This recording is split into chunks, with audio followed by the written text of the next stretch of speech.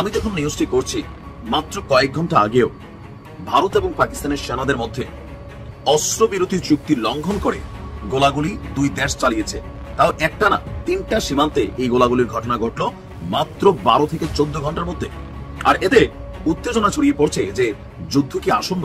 দিল্লির সরকারি বাসভবনের শীতাতপ নিয়ন্ত্রিত ঘরে বসে আছেন নরেন্দ্র মোদী। এয়ার কন্ডিশনের কুয়াশা জানালার কাছে ঝাপসা ছায়া ফেলছে, অথচ ঘরের ভেতর মোদীজির কপাল ঘামে ভিজে উঠছে। তার মনে হচ্ছে চারপাশের দেয়ালগুলো যেন ক্রমশ সংকুচিত হয়ে তাকে চেপে ধরছে। টেবিলের ওপর রাখা চায়ের কাপ ঠান্ডা হয়ে গেছে, এক চুমুকও খাওয়া হয়নি। কিছুক্ষণ আগেই পাকিস্তানের বিরুদ্ধে কঠিন প্রতিশোধের হুমকি দিয়েছেন তিনি। টিভির পর্দায় গলা উঁচিয়ে বলেছিলেন, দেখে নেব, কিন্তু বাস্তবে তার হাত পা বাঁধা। পাকিস্তানের বড় হামলার আশঙ্কায় জীবন বাঁচাতে ভারতের সীমান্তবর্তী অঞ্চলের গ্রামের বাসিন্দারা বাংকার প্রস্তুত করছেন। কোন রকম পূর্ব সংকেত ছাড়াই ভারত সিন্ধু নদের উপনদী ঝিলমের পানি ছেড়ে দিয়ে কাশ্মীরের পাকিস্তান অংশে আকস্মিক বন্যা দেখা দিয়েছে। অস্ত্র হিসেবে ভারত যে পানিকেও ব্যবহার করে তা আরেকবার প্রমাণ হলো। চলমান উত্তেজনার মধ্যেই পাকিস্তানকে বন্যার পানিতে ভাসালো ভারত। কোন ধরনের পূর্ব সতর্কতা ছাড়াই ভারত হঠাৎ ঝিলাম নদীতে অতিরিক্ত পানি ছাড়াই পাকিস্তানের কাশ্মীরে সৃষ্টি হয়ে। আসসালামু আলাইকুম প্রিয় দর্শক বন্ধুরা, নতুন একটা ভিডিওতে জানাচ্ছি আপনাদের স্বাগত। আমি মাত্র পাওয়া তাজা এবং গরম খবর। আজকের এই ভিডিওটি কেমন হতে চলেছে, কতটা গুরুত্বপূর্ণ, কতটা চাঞ্চল্যকর, ভিডিওর অংশ বিশেষ এবং শিরোনাম দেখে আপনারা ইতিমধ্যে বুঝে গেছেন কেমন হবে আজকের এই ভিডিওটি।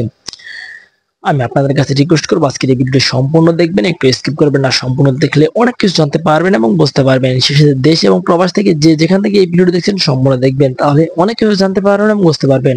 আমি আর বেশি কথা বলবো না, দ্রুতই আপনাদের বিস্তারিত ভিডিওতে নিয়ে যাবো। তার আগে রিকোয়েস্ট করবো যারা এরকম ভিডিও দেখতে পছন্দ করেন চ্যানেলটি সাবস্ক্রাইব করে পাশে থাকা বেল আইকনটি বাজিয়ে রাখবেন।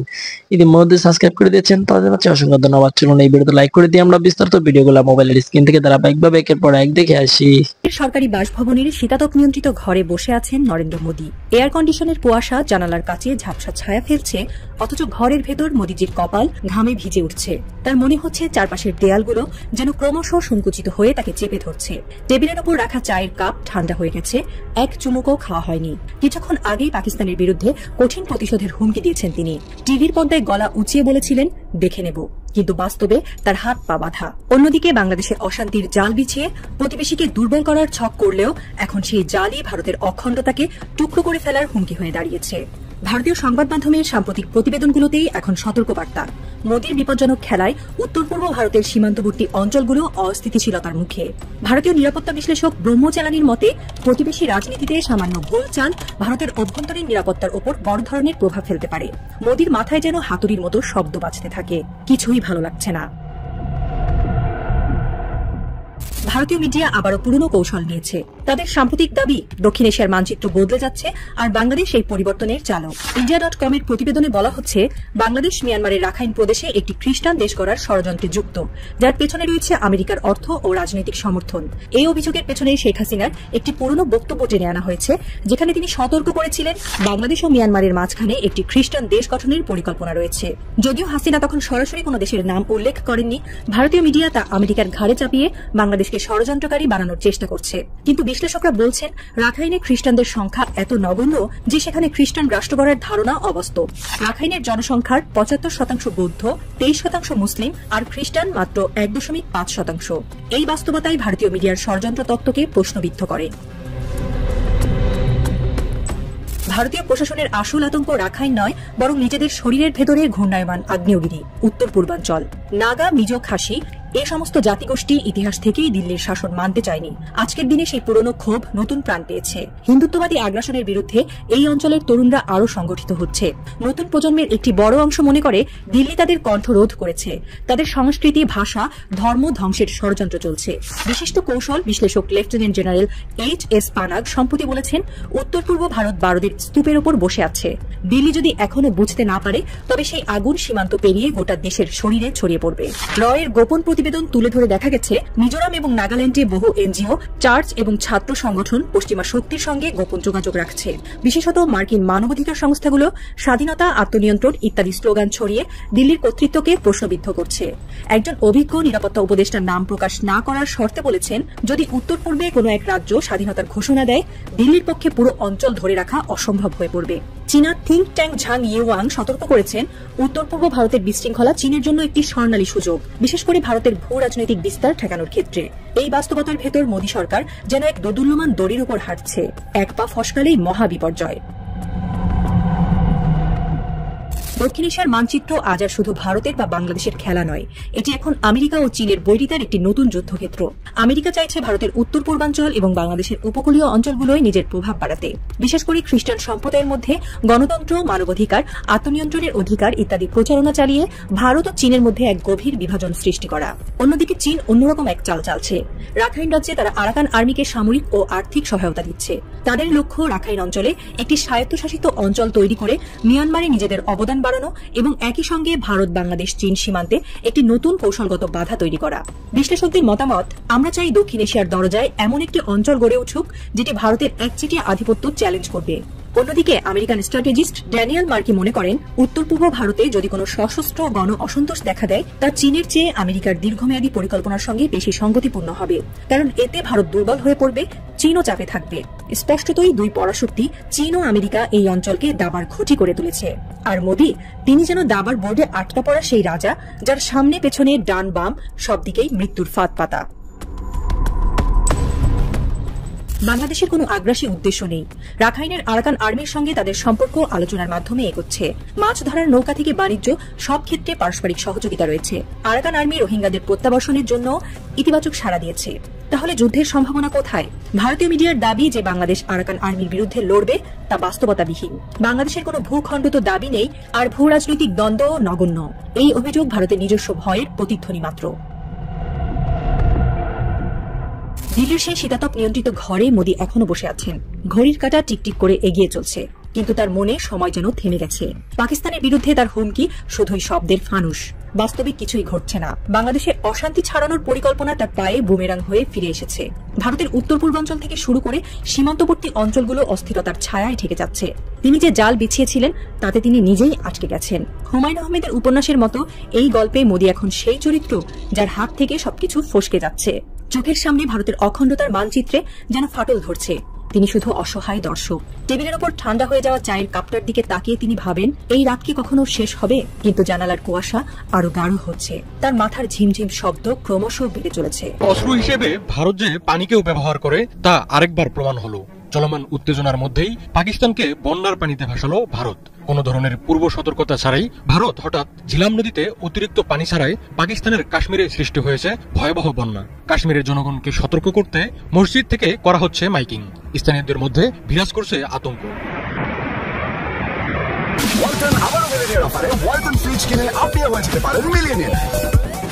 আজাদ কাশ্মীরের রাজধানী মুজফফরাবাদের বিভাগীয় প্রশাসন এক বিবৃতিতে জানায়, ভারত ঝিলাম নদীতে স্বাভাবিকের চেয়ে বেশি পানি ছাড়ার কারণে এই আকস্মিক বন্যা দেখা দিয়েছে। পাকিস্তানের স্থানীয় সংবাদ মাধ্যম দুনিয়া নিউজ জানায়, পাকিস্তানকে অবহিত না করেই বিপুল পরিমাণ পানি ছেড়েছে ভারত। এতে হু হু করে ঝিলাম নদীর পানি বেড়ে যায়। বন্যার বিষয়ে সতর্ক করতে মসজিদ থেকে স্থানীয়দের মাইকিং করতে শোনা গেছে। এতে নদীপাড়ের মানুষদের মধ্যে দেখা দিয়েছে আতঙ্ক। ঝিলাম সিন্ধু নদীর একটি প্রধান উপনদী, যা দুই দেশের মাঝে দীর্ঘদিনের চুক্তির আওতাভুক্ত। এই নদীর পানি ভারত নিয়ন্ত্রিত কাশ্মীরের অনন্তনাগ হয়ে পাকিস্তানের চাকটি দিয়ে প্রবেশ করেছে। গত মঙ্গলবার ভারত নিয়ন্ত্রিত কাশ্মীরের পেহেলগামে বন্দুকধারীদের অতর্কিত হামলায় 26 জন পর্যটক নিহত হন। পাকিস্তানের উপর এই হামলার দায় চাপিয়ে 65 বছরের পুরনো সিন্ধু পানি চুক্তি বাতিলের ঘোষণা দেয় ভারত। একতরফাভাবে চুক্তি থেকে বের হয়ে যাওয়ার ঘোষণাকে স্বাভাবিকভাবে নেয়নি শেহবাজ শরীফের পাকিস্তান। জবাবে সিন্ধু পানি চুক্তি বাতিলে ভারতের সিদ্ধান্তকে যুদ্ধ ঘোষণার শামিল হিসেবে বিবেচনা করছে দেশটি। যেকোনো মূল্যে পানির ন্যায্য হিস্সা প্রাপ্তির বিষয়টি রক্ষার ঘোষণা দেয় পাকিস্তান। সিন্ধুর পানি ইস্যুতে বিভেদ ভুলে একাট্টা হয়েছেন পাকিস্তানের রাজনীতিকরা। নরেন্দ্র মোদীর ভারতের দিকে একের পর এক হুমকি ছুড়ে দিচ্ছেন পাকিস্তানের রাজনীতিক ও কূটনীতিকরা। পাকিস্তান পিপলস পার্টির নেতা বিলওয়াল ভুট্টো হুঁশিয়ারি দিয়ে বলেছেন, সিন্ধু দিয়ে হয় পানি প্রবাহিত হবে, না হয় ভারতীয়দের রক্ত বইবে। কেউ কেউ বলছেন, পানির ন্যায্য হিস্সা বুঝে নিতে পাকিস্তান ভারতের উপর পারমাণবিক অস্ত্র ব্যবহারেও দ্বিধা করবে না। আজাদ কাশ্মীরের মুখ্যমন্ত্রী চৌধুরী আনোয়ারুল হক বলেন, পাকিস্তান পারমাণবিক শক্তিধর দেশ। ভারত যদি কোনো আগ্রাসন চালায় তাহলে পাকিস্তান চূড়ান্ত জবাব দেবে। সিন্ধুর পানি ঠেকাতে যখন নরেন্দ্র মোদী সরকারের প্রস্তুতির কথা শোনা যাচ্ছিল, ঠিক তখনই হঠাৎ পাকিস্তানের কাশ্মীরকে বন্যার পানিতে ডোবালো ভারত। অস্ত্র হিসেবে পানির ব্যবহার ভারতের নতুন ঘটনা নয়। গত বছরের আগস্টে কোনো পূর্বাভাস ও সতর্কতা ছাড়াই ত্রিপুরার ডুম্বুর বাঁধের বাংলাদেশমুখী গেট খুলে দিয়েছিল ভারত। ফলে আকস্মিক বন্যায় ডুবে যায় বাংলাদেশের ফেনী, নোয়াখালী, কুমিল্লা, খাগড়াছড়ি সহ 8 জেলার বিস্তীর্ণ এলাকা। ভয়াবহ বন্যার কবলে বিপর্যস্ত হয়ে পড়ে লাখ লাখ মানুষ। আন্তর্জাতিক নিয়ম নীতির তোয়াক্কা না করে ভারত নিজের খেয়াল খুশি মতো নদীর পানি নিয়ন্ত্রণ করায় দীর্ঘদিন ধরে ভুগছে বাংলাদেশ। পাকিস্তানের বড় হামলার আশঙ্কায় জীবন বাঁচাতে ভারতের সীমান্তবর্তী অঞ্চলের গ্রামের বাসিন্দারা বাংকার প্রস্তুত করছেন। ভারত নিয়ন্ত্রিত জম্মু কাশ্মীরের পেহেলগামে ২৬ জনকে হত্যার ঘটনায় ভারত পাকিস্তানের মধ্যে উত্তেজনা ক্রমশ বাড়ছে। এর মধ্যে সীমান্তে দুই দেশের সেনাদের মধ্যে একাধিকবার গুলি বিনিময়ের ঘটনাও ঘটেছে। ভারতীয় সংবাদ মাধ্যম ভাস্কর লাইভ জানিয়েছে, জম্মু কাশ্মীরের পুঞ্জ বিভাগে বেশি উত্তেজনা তৈরি হয়েছে। সেখানকার সালুট্রি গ্রাম, যা ভারতের শেষ অংশ, সেখানে উত্তেজনা বেশি। গত 2 দিন গোলাগুলির ঘটনাও ঘটেছে। এতে সালুট্রি গ্রামের মানুষ সম্ভাব্য বড় হামলা থেকে বাঁচতে তাদের কমিউনিটি বাংকারগুলো পরিষ্কার এবং প্রস্তুত করছেন। এই গ্রামবাসী লাইন অফ কন্ট্রোলের খুব কাছাকাছি থাকায় তাদের মধ্যে শঙ্কা বেশি। তবে এসব শঙ্কার মধ্যেই নিজেদের প্রস্তুতি ছেড়ে রেখেছেন তারা। সরকারি এক কর্মকর্তা সংবাদ মাধ্যমটিকে বলেছেন, পাকিস্তানি সেনারা ছোট অস্ত্র দিয়ে ভারতীয় সেনাদের অবস্থান লক্ষ্য করে গুলি ছুড়েছে। এর জবাবে ভারতীয় সেনাবাহিনীও কঠোর জবাব দিয়েছে। তবে এখনো পর্যন্ত কোনো হতাহতের ঘটনা ঘটেনি। সালুট্রির বাসিন্দারা জানিয়েছেন, ভারত সরকার তাদের এসব বাংকার বানিয়ে দিয়েছে, যেগুলো অনেকটাই শক্তপোক্ত, একই সঙ্গে বুলেট প্রুফ। এছাড়া এগুলো গোলাবর্ষণের সময়ও নিরাপত্তা দেবে। বাংকারগুলো তৈরি করা হয়েছে মাটির 10 ফুট নিচে। গ্রামের এক বাসিন্দা বলেন, আমরা সীমান্ত এলাকায় বাস করি। প্রধানমন্ত্রী নরেন্দ্র মোদী বেসামরিকদের জন্য যেসব বাংকার দিয়েছেন, এগুলো খুবই শক্তিশালী, বুলেট প্রুফ এবং মাটির 10 ফুট নিচে। এগুলোর ভেতরে কোনো ঝুঁকি নেই। আমরা প্রধানমন্ত্রীর কাছে খুবই কৃতজ্ঞ, কারণ এখানে আমরা খুবই নিরাপদ বোধ করি। তিনি আরো বলেন, জম্মু কাশ্মীরের পেহেলগামে সশস্ত্র হামলাকারীরা যা করেছে তা কাপুরুষচিত। তারা আমাদের হিন্দু ভাইদের হত্যা করেছে। এই ঘটনার জবাব দেওয়া প্রয়োজন। যখন ভারতীয় সেনারা জবাব দেবে, তখন আমাদের নিরাপদ স্থানে যেতে হবে। এজন্য আমরা প্রস্তুতি নিচ্ছি। আমরা আমাদের বাংকার নিয়ে প্রস্তুত। এদিকে কার্গিল যুদ্ধের সময় এলওসির কাছে হুন্দারমান গ্রামের 217 বাসিন্দা একটি বাংকারে গিয়ে আশ্রয় নিয়েছিলেন। তারা এই বাংকারটি এখনো সংরক্ষণ করে রেখেছেন। তবে এই যুদ্ধের সময় সালুট্রি গ্রামে কোনো বাংকার ছিল না। এখানকার মানুষকে পালিয়ে পুঞ্জ শহরে যেতে বলা হয়েছিল, কিন্তু এখন তাদের গ্রামেই বাংকার রয়েছে। আমি ভাবতেছি যে আমেরিকা আসলে কি চায়। আমেরিকার অবস্থান বরাবরই রহস্যময় অবস্থান। যিনি গোয়েন্দা প্রধান তুলসী গ্যাবার্ড, তিনি বলছেন এক কথা, ডোনাল্ড ট্রাম্প বলছে আরেক কথা। ধরি মাছ না ছুঁই পানি। কারণ যুদ্ধ লাগলে সবচেয়ে বেশি লাভ হচ্ছে আমেরিকা। মোরলগিরি করারও সুযোগ পাবে, আর মেশিনারিজও ধরেন পানির মতো বিক্রি করবে। যাই হোক, এই যখন অবস্থা, যুদ্ধ মোটামুটি লাগবে না কি লাগবে না জানি না। তবে আমি যখন নিউজটি করছি, মাত্র কয়েক ঘন্টা আগেও ভারত এবং পাকিস্তানের সেনাদের মধ্যে অস্ত্রবিরতি চুক্তি লঙ্ঘন করে গোলাগুলি 2 দেশ চালিয়েছে। তাও একটা না, 3টা সীমান্তে এই গোলাগুলির ঘটনা ঘটলো মাত্র 12 থেকে 14 ঘন্টার মধ্যে। আর এতে উত্তেজনা ছড়িয়ে পড়ছে যে যুদ্ধ কি আসন্ন। দর্শক, পাকিস্তানের বিরুদ্ধে আপনার অস্ত্রবিরতি লঙ্ঘন করে নিয়ন্ত্রণ রেখা মানে এলওসিতে গুলি চালানোর অভিযোগ করেছে ভারত। জবাবে তারাও পাল্টা গুলি চালিয়েছে। তাদের বক্তব্য, প্রথম গুলিগুলো পাকিস্তান থেকে আসছে, দ্বিতীয় গুলিগুলো তারা চালাইছে। যেটি হোক, তারা চালাইছে, পাকিস্তান চালাইছে। আপনার ভারতের গণমাধ্যম এনডিটিভি এবং টাইমস অফ ইন্ডিয়া সহ একাধিক গণমাধ্যমের খবর হচ্ছে, অস্ত্রবিরতি লঙ্ঘন করে রাতে কাশ্মীর নিয়ন্ত্রণ রেখায় গুলি চালিয়েছে পাকিস্তানি সেনারা। জবাবে পাল্টা গুলি চালিয়েছে ভারতীয় সেনারা। এখন পাকিস্তানের বক্তব্য যে ভারত প্রথমে চালাইছে, পাল্টা তারাও গুলি ছুড়ে জবাব দিছে। ভাই, যে দেশের খবরই সত্যি হোক, বাট গুলি চলছে, দ্যাটস দ্য ফ্যাক্ট। সেনাবাহিনীর বিবৃতির বরাত দিয়ে প্রতিবেদনগুলোতে বলা হয়েছে যে এছাড়া গোলাগুলি হয়েছে লাদাখ সীমান্তেও। লাদাখে আবার আরেক ভেজাল আছে। সেখানে অলরেডি ভারতীয় সেনাবাহিনী চীনের সাথে প্রতিদিনই 2-4 বার ধাক্কাধাক্কি হয়, গায়ে পানিতে আবার চুবাচুবি হয়, কষ্ট হয়। এমনকি লাদাখে অনেকবার ভারতীয় সেনারা হ্যস্তন্যস্ত হয়েছে চীনাদের কাছে। আবার ওই সীমান্তেই পাকিস্তানের সাথে আপনার রাতে গোলাগুলি হয়েছে। তবে এখন পর্যন্ত 2 পক্ষের গোলাগুলিতে কতজন সেনা আহত হইল, নিহত হইল, এমন কোন তথ্য কোন জায়গা থেকে পাওয়া যায়নি। এছাড়াও দিবাগত রাতে কাশ্মীরের নিয়ন্ত্রণ রেখা বরাবরও গোলাগুলি হয়েছে। বুঝতে পারছি, তার মানে একটা যুদ্ধ মোটামুটি আসন্ন। তবে আমার কাছে মনে হয় এগুলো ফাঁকা গুলি চলছে, ফাঁকা গুলি। বাট দৃশ্য তো আমরা দেখছি তুমুল যুদ্ধ 3টা সীমান্তে। এখন যতক্ষণ এখানে সেনাবাহিনী, ধরুন আমরা একটা মারলাম আসমানে, তারা একটা মারলো আসমানে, এরকম টাইপের, নাকি আসলে পার্সন টু পার্সন, এত দূরে কি গুলি যাবে না, এগুলা মিসাইল টিসাইল ইউজ করতে হবে। যাই হোক, এই পরিস্থিতিতে আপনার 2 দেশের চলমান উত্তেজনার মধ্যে আমেরিকার প্রেসিডেন্ট ডোনাল্ড ট্রাম্প তিনি বলছেন যে দ্রুত সমাধান খুঁজতে হবে। তার বক্তব্য, ভারত পাকিস্তানের এই বিরোধিতা ঐতিহাসিক। সে আরো বেশি যোগ করে দিয়েছে, বলছে ভারত পাকিস্তান নিজেরাই কোনো না কোনো ভাবে এটি মিটিয়ে নিবে, এদিকে আবার কনফিডেন্স আছে। এরপর তিনি বলছেন, কাশ্মীরের যুদ্ধ তো শতাব্দী পুরনো, 100 বর্ষ পুরনো এই যুদ্ধ। আমি ভারতেরও খুব কাছের, আবার পাকিস্তানেরও। তারা নিজেরাই আপনার সমাধান বেরও করে নিবে। এদিকে আপনার এই দুই দেশের উত্তেজনায় মধ্যস্থতার আগ্রহ প্রকাশ করেছে ইরান। দেশটির পররাষ্ট্রমন্ত্রী আব্বাস আরাগচি বলছেন, দূতাবাসের মাধ্যমে কঠিন সময়ে উভয় পক্ষের মধ্যে বোঝাপড়া করতে চায় তেহরান। এমনকি অন্য প্রতিবেশীর মতো উভয় পক্ষের মধ্যস্থতা করার অগ্রাধিকার তেহরানেরও রয়েছে। তবে পাল্টাপাল্টি পদক্ষেপ নিয়ে আপনার উত্তেজনা বাড়িয়ে চলছে দুই দেশই। আর আমরা যদি দেখি এ নিয়ে মোটামুটি একটা অস্থির পরিস্থিতি এখানে তৈরি হয়েছে। আমার যতটুকু ক্যালকুলেশন পারসেপশন বলছে এই যুদ্ধ হবে না, পাকিস্তান কোথাও না কোথাও থেমে যাবে ভারতের আগে, এটা আমার পারসেপশন বলছে। নানান কারণ আছে, আপনার কাছে এখন মনে হবে হ্যাঁ ভাই তুই ভারতের পক্ষে, নো, আপনি দেখবেন পাকিস্তান আগে থেমে যাবে। উপদেষ্টা জনাব আসিফ মাহমুদ সজীব ভুঁইয়া গতকাল তার রাজনীতি করা নিয়ে একটা মন্তব্য করেছেন। আমার কাছে এই মন্তব্যটাকে একটা চালাকি বলে মনে হয়। চালাকি, আমি কেন এটাকে চালাকি বলে মনে করছি এবং এই বক্তব্যের উদ্দেশ্যটা কি বা এই চালাকির উদ্দেশ্য কি সেটা নিয়ে একটু কথা বলতে চাই।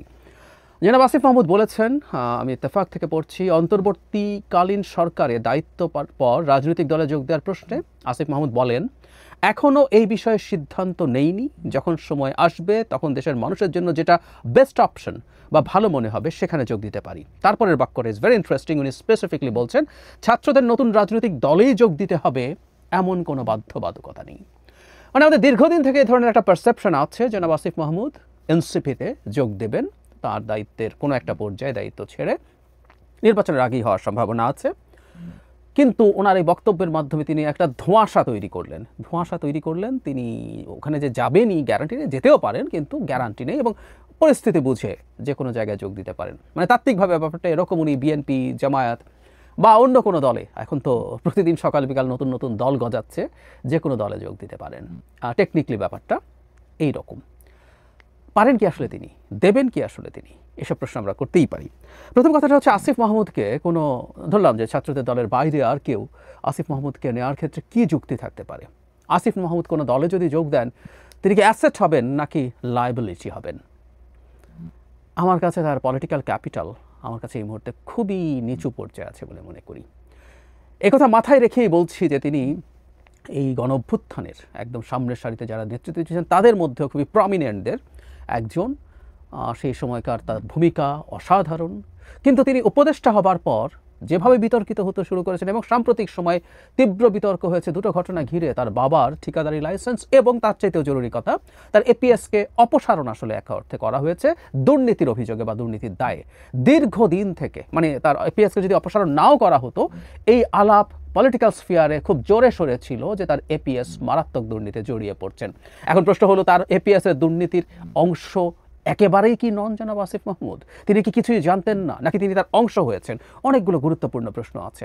তার বাবার কনফ্লিক্ট অফ ইন্টারেস্ট বোঝেন নাই, যিনি একজন শিক্ষিত মানুষ, যিনি একটা স্কুলের হেডমাস্টার, উনি অশিক্ষিত মানুষ নন। ফলে নানান রকম বিতর্ক তাকে তাড়িয়ে বেড়াচ্ছে।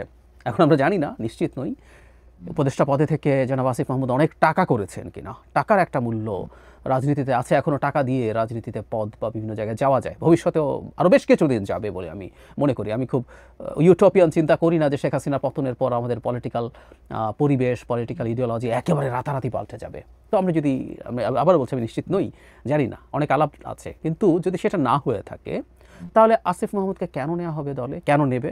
আমি মনে করি এখন তিনি যেভাবে মানুষের সামনে পোর্ট্রেট হয়েছেন, আসলে অন্য কোনো দলে যাওয়ার সম্ভাবনা ওনার যথেষ্টই কম। এমনকি উনি ছাত্রদের দলে গেলেও যে ইমেজ তার তৈরি হয়েছে তাকে খুব ফোরফ্রন্টে রাখা হবে, আমি সন্দিহান। এটা গেল একটা দিক। দ্বিতীয় দিক হচ্ছে যে উপদেষ্টা আছেন, আমরা কি কেউ, আপনাদের যদি কারো মাথায় আসে আমাকে একটু কমেন্টে লিখে জানাবেন, উনি এতদিন ধরে যে মন্ত্রণালয়গুলোতে আছেন সেই মন্ত্রণালয়গুলোতে উনি আসলে কি খুব সিগনিফিক্যান্ট কাজ করেছেন? কেউ একটু যদি আমাকে লিখে জানান। আমি ভেবে দেখেছি যে তার মন্ত্রণালয়গুলোতে তিনি অসাধারণ কোনো কাজ করেছেন যেটা মানুষকে তার ক্যাপেবিলিটি সম্পর্কে একটা ধারণা দেবে, তার নেতৃত্ব সম্পর্কে ধারণা দেবে। আমার তো মনে পড়ে না। তো তাহলে অন্য কেউ নেবে কেন?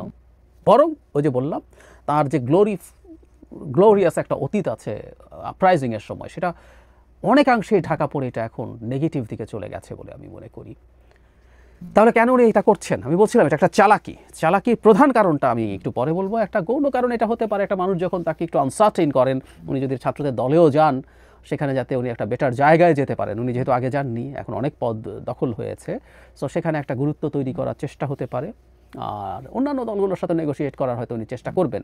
কিন্তু প্রধান কারণ আমার কাছে যেটা মনে হয় সেটা হচ্ছে তিনি আসলে একটা ধোঁয়াশা তৈরি করতে চাইছেন। কারণ আমরা অনেকেই এই অভিযোগ করছি, আমিও বহুবার করেছি, সেটা হলো এনসিপি সরকারের অংশ। কারণ দুজন ছাত্র উপদেষ্টা আছে যারা একটা সময় এসে এনসিপিতে জয়েন করবে, ফলে সরকারের মধ্যে থেকে উপদেষ্টারা তাদের, আমি জনাব নাহিদকে এক্সাম্পল দিয়ে বলছিলাম, আমি চেয়েছি ব্যক্তিগতভাবে তিনি এই দলের দায়িত্ব নিক, আমার সেটা নিজেরও চয়েস ছিল, কিন্তু উনিও তো সরকারে ছিলেন এবং হঠাৎ করে উনি সরকারের দায়িত্ব ছেড়ে দিয়ে একটা দলে যোগ দিয়েছেন, ব্যাপারগুলো এরকম না। সো সরকারের মধ্য থেকে তিনি বুকে এনসিপি রেখে সরকার চালিয়েছেন, সরকারের দায়িত্ব পালন করেছেন, যে সরকারটা একটা পুরোপুরি নিরপেক্ষ সরকার হওয়ার কথা ছিল। এগুলো নিয়ে আমরা প্রশ্ন করছি। ঠিক একইভাবে আসিফ মাহমুদ এবং জনাব মাহফুজ আলম সম্পর্কে একই অভিযোগ আমরা করছি। আমি এভাবেও অন্তত বলেছি যে যদি 3 জন বিএনপি বা 2 জন জামাতের 3 জন উপদেষ্টা যদি বলে আমরা বিএনপিতে যোগ দেব এই সরকারের থেকে রিজাইন করে, কিন্তু আমি জয়েন করার আগ পর্যন্ত সরকারে আছি, বা একইভাবে জামায়াতে যোগ দিতে পারি, আমি চিন্তাভাবনা করছি, বিবেচনা করছি, তারা রিজাইন করে এই যাবো, কিন্তু তার আগ পর্যন্ত আমি সরকারে আছি, এগুলো আমরা মেনে নেব কিনা। ফলে জনাব আসিফ মাহমুদদেরকে যখন আমরা এনসিপিতে জয়েন করবে বলে তাদেরকে এটা নিয়ে প্রতিবাদ করছি, এটা নিয়ে তাদের অনৈতিকতার কথা বলছি, সেটাকে ভেঙে দেওয়ার জন্য আসলে এই চালাকিটা করা হয়েছে বলে আমি মনে করি।